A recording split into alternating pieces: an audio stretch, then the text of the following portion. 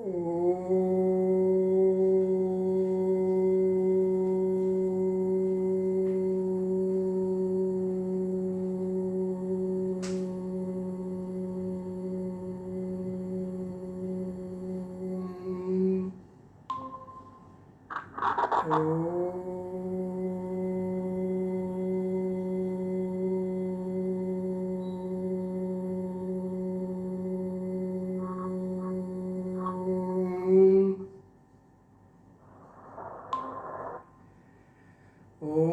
ध्यानमूलं गुरोर्मूर्ति पूजामूलं गुरोर्पदं मन्त्रमूलं गुरोर्वाक्यं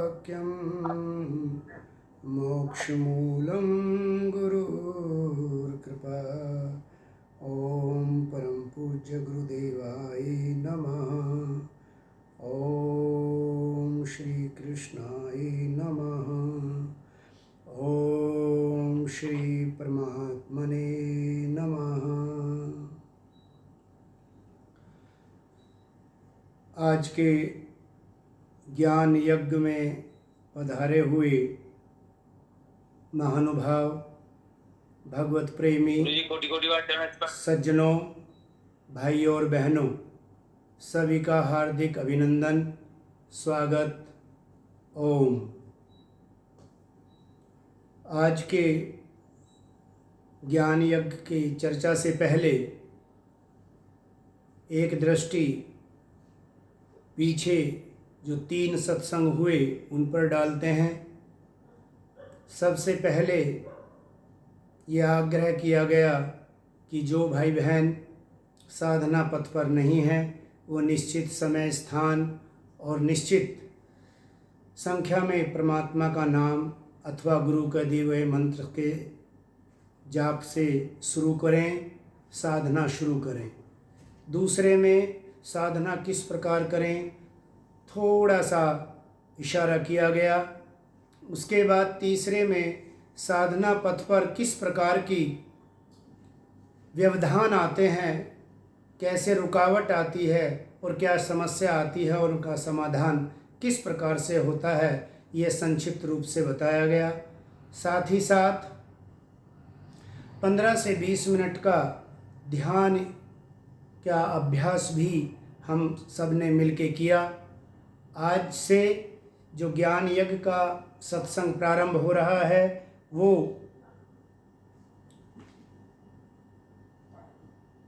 परम पूज्य श्रीमद् भगवत गीता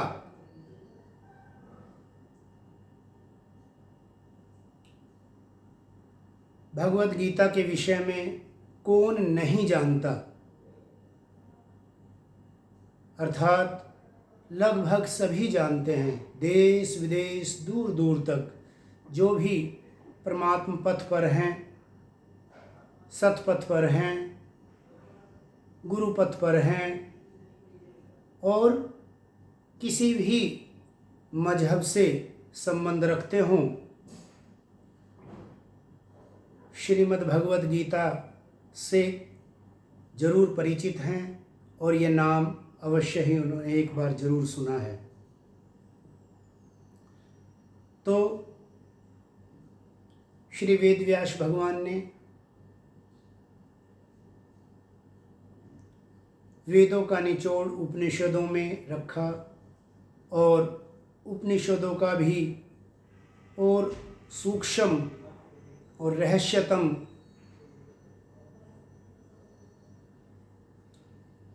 ज्ञान को श्री भगवद गीता के अंदर रखा है। यहाँ स्वयं भगवान कृष्ण कहते हैं कि गीता में हृदयम पार्थ, हे पार्थ, हे अर्जुन, गीता मेरा हृदय है। शरीर में हृदय स्थान सर्वोप्रिय है। श्री भगवान का एक स्वरूप हृदयस्थ भी है जो कि प्रत्येक जीव के हृदय में विराजमान माना जाता है। तो कहने का तात्पर्य यह है कि वेदों और उपनिषदों का ज्ञान मनुष्य कलिकाल में समझ सके, श्री वेद व्यास भगवान ने हमें गीता के रूप में दिया, जिसमें योगेश्वर देवादिदेव श्री भगवान श्री कृष्ण जी मनुष्य जीवन की उच्चतम स्थिति पर पहुंच जाने का रास्ता बड़े सुंदर तरीके से भगवत गीता में वो बताते हैं। और उन्होंने इसे 18 अध्याय में कहा। प्रत्येक अध्याय, प्रत्येक श्लोक मनुष्य को मनुष्यता से ओतप्रोत होकर आत्मज्ञान के समुद्र में गोता लगाते हुए आत्मस्वरूप में जगकर और मनुष्य योनि प्राप्त करने का उद्देश्य पूरा आसानी से कर सके, ऐसी व्यवस्था श्री भगवान ने अनुकंपा करके मानव मात्र पर दया करके, जीव मात्र पर कृपा करके आज हमारे समक्ष शब्दों के रूप में है। क्योंकि भगवान कहते हैं कि मैं भगत मेरे मुकुटमणि, मैं भक्तन को दास, भगत मेरे मुकुटमणि। ये जो शब्द हैं भजन के हैं, कीर्तन के हैं, पर बड़े सटीक हैं और ये बताते हैं कि परमात्मा जब रीझते हैं अपने भक्त पर तो क्या नहीं करते। तो भक्तों पे जब वो रीझे, उन्होंने अपनी अनुकंपा बरसाई, अपनी कृपा जब उन्होंने बरसाई, तो उनके द्वारा उनकी वाणी को सहज भाव से इस प्रकार से रखा गया है, जिस प्रकार से ये समक्ष श्री मद्भगवद गीता मेरे सामने है। तो आइए आज प्रारंभ करते हैं ये ज्ञान यज्ञ को, क्योंकि इसके महत्म की बात की जाए तो इसका महत्म जितना कहा जाए उतना ही कम है। और फिर मैं अपने बारे में भी परिचय करा दूं, आप सभी परिचित हैं ही कि जो बड़े बड़े मनीषियों ने, महानुभावों ने, भक्तों ने इसकी व्याख्या की। हमें वेदों का ज्ञान नहीं, उपनिषदों के ज्ञान को भी उतना आत्मसात ना कर सके, क्योंकि संस्कृत भाषा का ज्ञान नहीं। तो कितने कृपा की है कि हमारी बोलचाल की भाषा में, हिंदी भाषा में इसकी व्याख्याएं, टीका उपलब्ध कराई। ये श्री परमात्मा ने अपने भक्तों के द्वारा ऐसा किया गया कि कली काल में जब ज्ञान का लोप हो जाएगा, जब मनुष्य की उम्र इतनी कम हो जाएगी, तब उसके लिए ज्ञान अथाह ये कभी कम नहीं होता। ये उनकी कृपा है। इसीलिए उनका अंग संग रहना भक्त अनुभव करते हैं कि वो अहेतु की कृपा करने वाले हैं, अकारण ही कृपा करने वाले हैं। तो आज जो ये सामने हमारे पुस्तक रूप में श्री भगवान जी की वाणी है, ये उनकी कृपा है। इसलिए सबसे पहले श्री वेद व्यास भगवान जी सहित सभी जिन्होंने इनकी टीका की, जिन्होंने व्याख्या की, जिन्होंने भगवान की वाणी को हमारे तक पहुंचाने का प्रयास किया, सबसे पहले तो हम उनको नमन करते हैं। और ये जो मैं कहने का साहस कर रहा हूँ आप भाइयों के सामने, ये केवल गुरु चरणों के भरोसे और श्री परमपिता परमात्मा की कृपा के भरोसे, इस विश्वास के साथ कि परमात्मा स्वयं इसका भावार्थ करें, क्योंकि मेरी तुच्छ बुद्धि ऐसा करने में असमर्थ है। फिर भी आप भाइयों ने जो आस्था प्रकट की, आपने जो ये समय दे रहे हैं, इसके लिए मैं सदैव आभारी भी हूँ। और आपके घर्षण से, आपकी श्रद्धा से, आपके प्रेम से मैं इसे आपके समक्ष रखने का प्रयास करूँगा। मैं सूक्ष्म शक्तियों से और स्वयं श्री परमात्मा के चरणों में रहकर उनसे प्रार्थना करता हूँ कि हे परमपिता परमात्मा, मेरे से जैसा बन पड़े आप की कृपा बनी रहे। और जो सामने मेरे भाई बहन सुन रहे हैं, उनसे भी मेरा निवेदन है कि जो मेरे से त्रुटि हो जाए उसको आप अपने ज्ञान के द्वारा सही करके समझकर अपने जीवन में उतारने का प्रयास करें। तो शुरू करते हैं। एक बार पुनः अपने परम पूज्य गुरुदेव को हृदय में बिठाइए, परमात्मा का इष्ट का ध्यान कीजिए। ओम श्री परमात्मने नमः। अथ प्रथमो अध्याय। धर्म क्षेत्रे कुरुक्षेत्रे संवेतायुयुत्सव मां का पांडवाश्चैव किम कुर्वत संजय।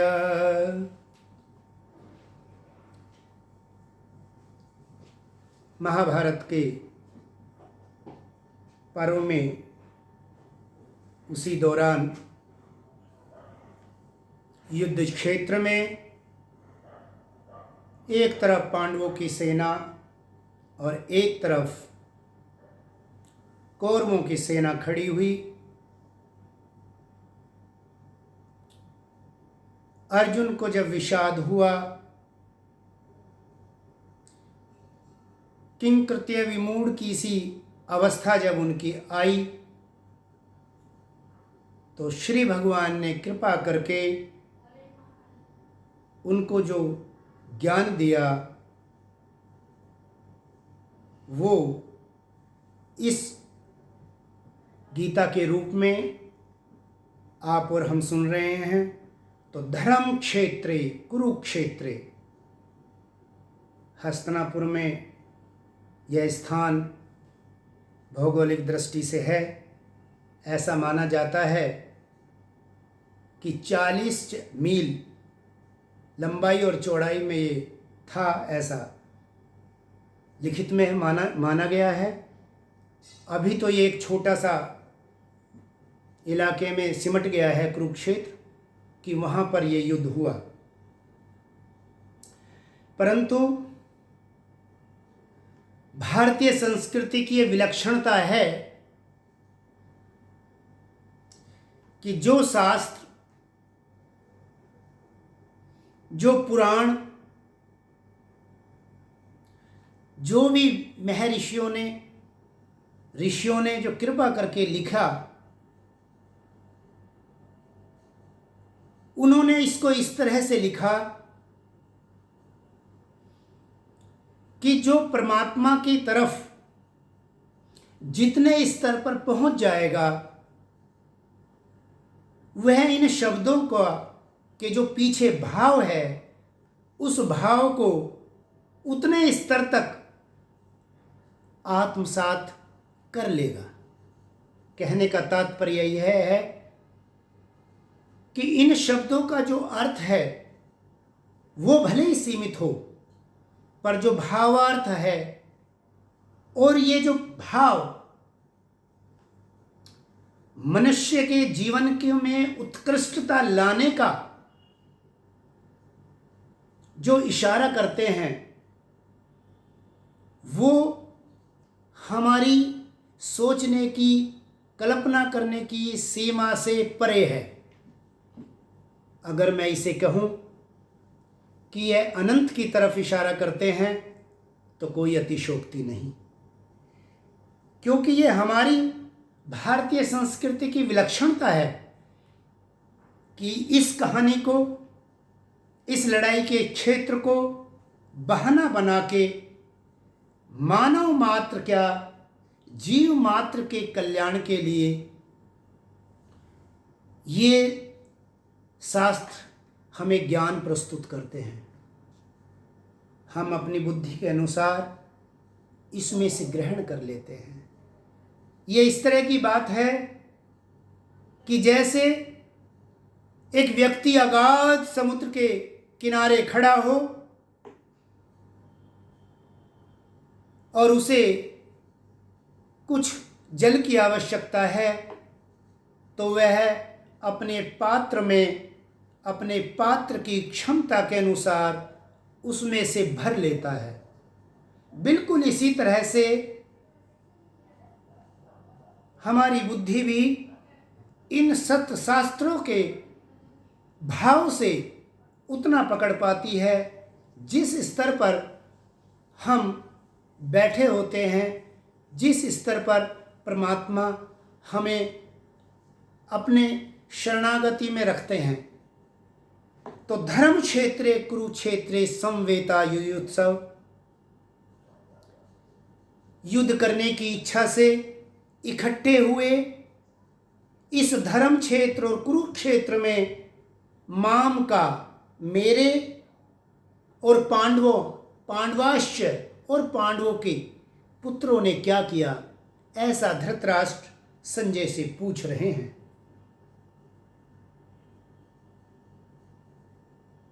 संजय एक हमें संयम की तरफ इशारा करते हैं। संजय एक हमें सदैव साधक की तरफ इशारा करते हैं जिसका अंतःकरण परमपिता परमात्मा के प्रेम से द्रवित हो चुका है। धृतराष्ट्र मूढ़ और अज्ञान की तरफ इशारा करते हैं। अर्थ तो आपने समझ लिया कि इस धर्म भूमि कुरुक्षेत्र में जो इकट्ठे हुए हैं, धृतराष्ट्र संजय से पूछ रहे हैं, ये इसका अर्थ है। धर्म क्षेत्र इसलिए भी कहा गया है कि जो आज का भौगोलिक क्षेत्र है, इसमें अग्नि, वायु और इंद्र ने भी पुरानी टाइम पर तपस्या की है, ऐसा माना जाता है। याज्ञवल्क्य और अन्य महर्षियों के नाम इसमें दिए गए हैं। उन्होंने भी इस क्षेत्र पर तप किया है। ये मनुष्यों की और दिव्य लोक के देवताओं की धर्म भूमि रही है, तपोभूमि रही है, इसलिए इसको धर्म क्षेत्र कहा गया है, ऐसा माना जाता है। लेकिन कुरुक्षेत्र भी कहा गया। एक कुरु का अर्थ करना भी होता है, और ये अभी कौरवों के साम्राज्य में था, तो उससे भी संबंध किया गया कि ये कुरुक्षेत्र है। लेकिन इस भाव के पीछे अगर मनुष्य के लिए क्या इशारा है? ये इशारा है कि वो माया के इस क्षेत्र में जब वो प्रवेश करता है तो यहीं से शुरुआत होती है। मेरा और उनका, मेरा और पांडवों का, तेरा और मेरा, यहाँ से माया का प्रारंभ है और इसका विस्तार भी उसी प्रकार से अनंत है जैसे परमात्मा अनंत हैं। क्योंकि इस विषय पर चर्चा हो चुकी है कि माया और परमात्मा और जीव तीनों अनादि हैं। तो यहाँ की शुरुआत, मनुष्य जीवन की शुरुआत तेरे और मेरे से होती है। जहाँ तेरा और मेरा जब आ जाता है, बस यहीं से राग, द्वेष शुरू हो जाते हैं। यहीं से मोह, लोभ यहीं से शुरू हो जाता है। यहीं से फिर एक के बाद एक दूसरे से संबंधित है, और इस प्रकार से काम, क्रोध, लोभ, मोह, मत्सर इत्यादि में हम उतरते चले जाते हैं। और हमारा जो जीवन है, जिस उद्देश्य से हमने, जिन पुण्यों के प्रताप से जो ये जीवन मिला, हमारा एक अनायास एक मोड़ आ जाता है। तो यहीं से शुरू हुई है कि मामका और पांडवाश्च एव, पांडवों के पुत्रों ने और मेरे पुत्रों ने क्या किया। देखिए, जब देवी संपदा के गुणों का मनुष्य के अंदर बाहुल्यता हो जाती है, तो यह शरीर धर्म क्षेत्र कहलाता है। जब आसुरी संपत्ति की बाहुल्यता इस शरीर में हो जाती है, तो यह शरीर कुरुक्षेत्र है। इस प्रकार से हम अपने जीवन को इस तरह से हम बंटवारा कर सकते हैं, इस तरह से तुलना कर सकते हैं कि देवी संपदा के गुण पांडव पक्ष है, और आसुरी संपदा का गुण, जहां मेरा हक नहीं, उसे भी हत्या ले लेने की इच्छा ही नहीं, प्रयास और क्रिया, प्रयास साक्षात, यह आसुरी संपदा ही कौरव पक्ष में है। मैंने जैसे कहा कि एक एक शब्द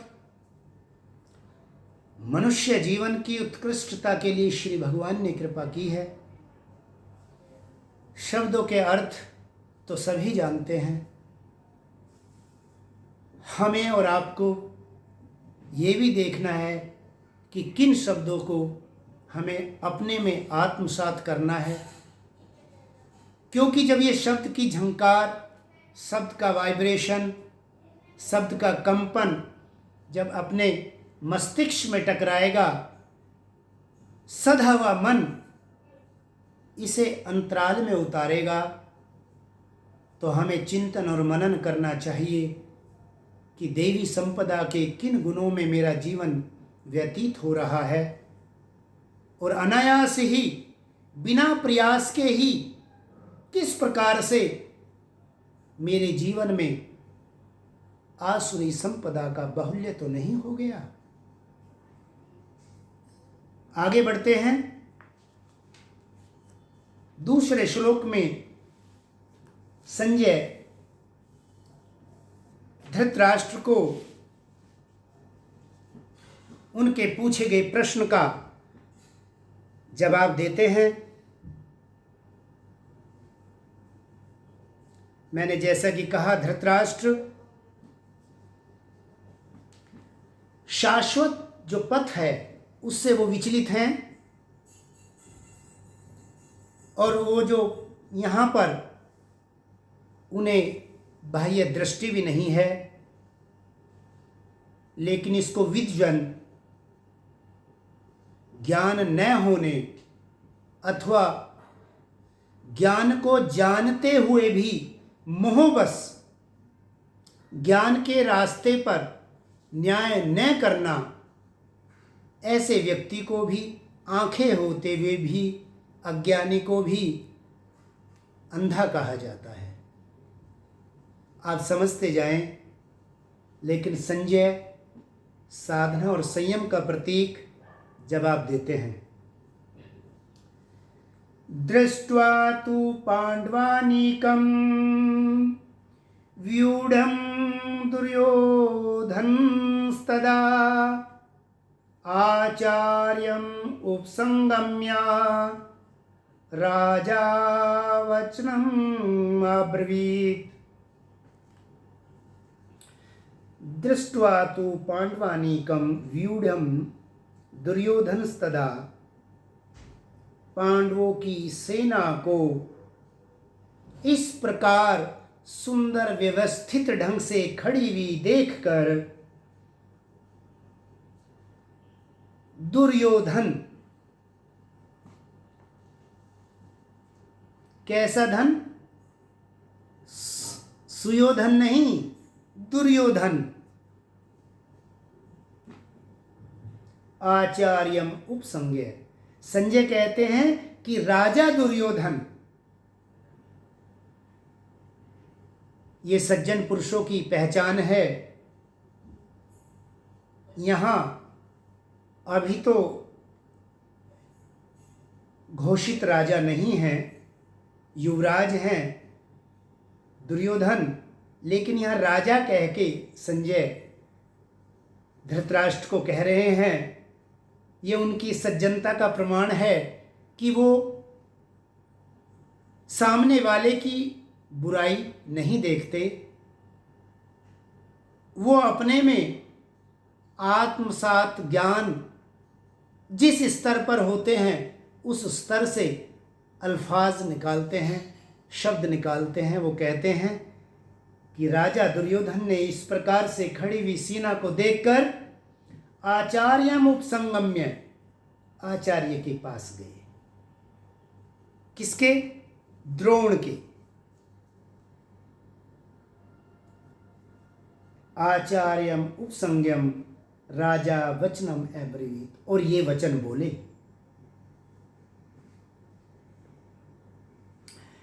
ये सुयोधन नहीं है, ये दुर्योधन। देखिए गीता में वैसे तो 18 अक्षौणी सेना है, पर भगवत गीता में गिनती के कुछ ही नाम लिए गए हैं जो मनुष्यों में रहने वाले देवी संपदा के गुण और आसुरी गुण, साथ ही एक साधक की प्राथमिक, माध्यमिक और उच्च स्तर की स्थिति की तरफ इशारा करते हैं। ऐसे नामों को श्री वेद व्यास जी ने इसमें रखा है। बहुत गहराई में तो हम इस व्याख्या में नहीं चलेंगे, धीरे धीरे आगे बढ़ेंगे, लेकिन समय के अनुसार जरूर इस तरफ इशारा करेंगे। जैसे दुर्योधन लिया गया नाम, धृतराष्ट्र लिया, मैंने थोड़ा सा इशारा किया, संजय आज इसमें नाम आया। इस प्रकार से क्या वचन बोला? दुर्योधन अपने गुरुदेव आचार्य जी के पास पहुंच के, पश्येताम पांडुपुत्राणाम आचार्यम महतीम चमूम व्यूढ़ाम द्रुपदपुत्रेण तव शिष्येन धीमता। पश्येताम, देखिए हे आचार्य, देखिए आपके बुद्धिमान, धीमता, आपके बुद्धिमान द्रुपद पुत्रेण, द्रुपद का पुत्र। देखिए ये राजनीतिक भाव से बात कर रहे हैं।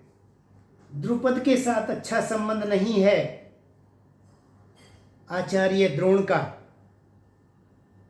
इसलिए धृष्टद्युम्न का सीधा सीधा नाम ना लेके द्रुपद का नाम ले रहे हैं। यानी कि प्रेरणा किस प्रकार से कर रहे हैं? ताकि, क्योंकि जब क्रोध का समावेश होता है, जब हम किसी दुखद बात को इशारा करते हैं, इसे कहते हैं मोटी भाषा में दुखती रग पर हाथ रखना। तो क्या याद दिला रहे हैं? सीधा सीधा धृष्टद्युम्न द्वारा नहीं, क्या कहते हैं? द्रुपद पुत्रेण तव, द्रुपद पुत्रेण और तुम्हारे शिष्य। और कैसे शिष्य?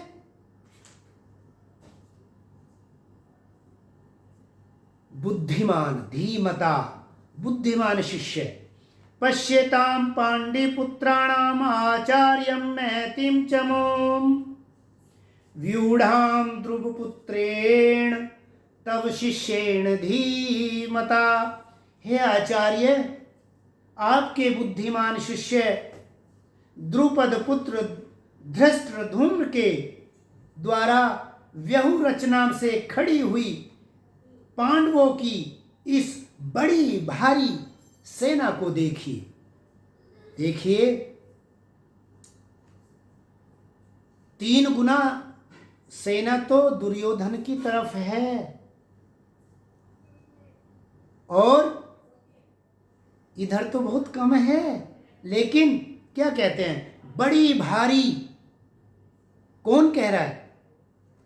जो इतनी बड़ी सेना नायक हो, इतनी बड़ी सेना का संचालन जिसके अंडर में हो रहा हो, जिसके अंतर में हो रहा हो, वो दुर्योधन।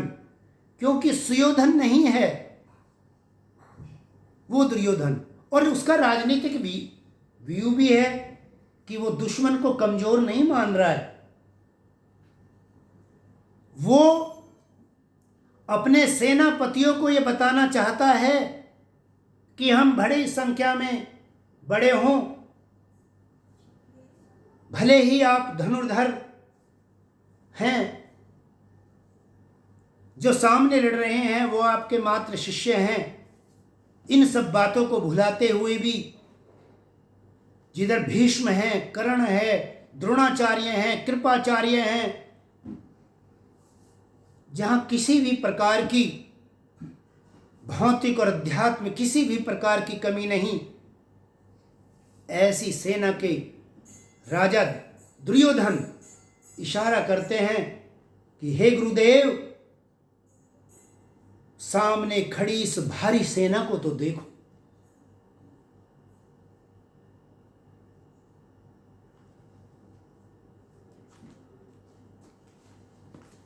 ओम श्री कृष्णाय नमः। ओम गोविंदाय नमः। ओम श्री परमात्मने नमः। ओम।